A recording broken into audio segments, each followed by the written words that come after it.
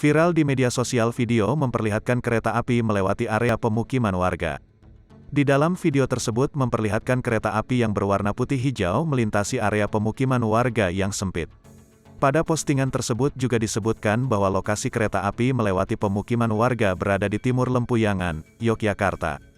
Manajer Humas PT Kereta Api Indonesia Daerah Operasi 6 Yogyakarta Supriyanto menjelaskan bahwa memang benar terdapat kereta api yang melintasi kawasan tersebut. Kereta yang melewati pemukiman rumah warga tersebut akan menuju ke Balai Yasa atau bengkel kereta api. Ia itu memang di emplasemennya Balai Yasa, katanya, saat dikonfirmasi Kompas.com, Sabtu, tanggal 9 April tahun 2022.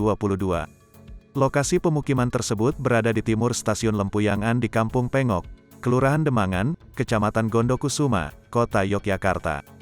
Akan tetapi, kereta api yang melewati kawasan tersebut bukanlah kereta api yang membawa penumpang atau barang, namun kereta api yang akan diperbaiki di Balai Yasa.